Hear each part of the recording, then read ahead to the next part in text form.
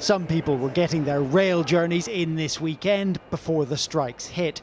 Come Tuesday, only around a fifth of services are expected to be operating. The unions say even now it's not too late to fix the problem.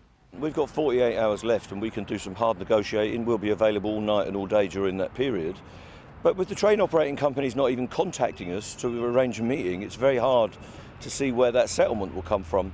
And with what Network Rail has put on the table, the measly 2% pay increase, that's not going to crack this nut.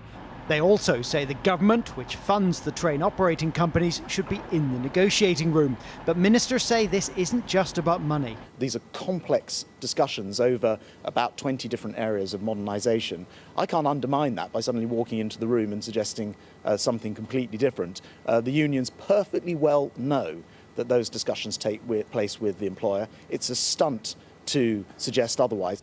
Labour are caught between supporting the rail unions and supporting everyone who will have their lives disrupted this week. They say the government are making a settlement harder to find. Boris Johnson and Grant Shapps want the strikes to go ahead. They want the country to grind to a halt so they can feed off the division. Instead of grown-up conversations to take the heat out of the situation, they're pouring petrol on the fire.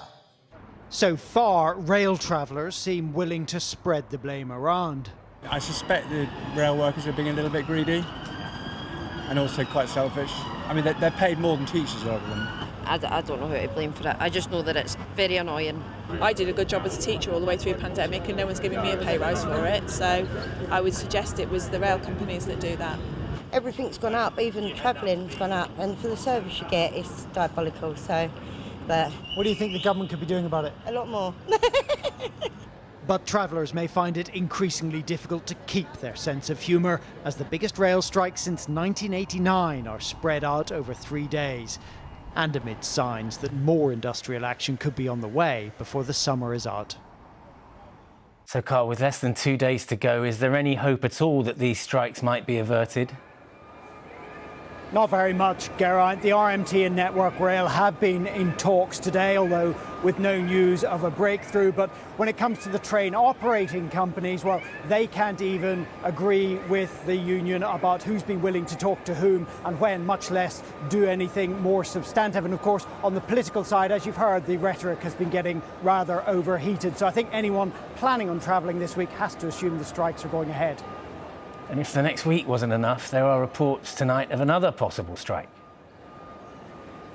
Yeah, that's right. Both the National Education Union and the NASUWT, two of the biggest teaching unions, say that if their pay demands are ignored, they will start balloting their members on strike action. The NASUWT want 12% as a pay rise.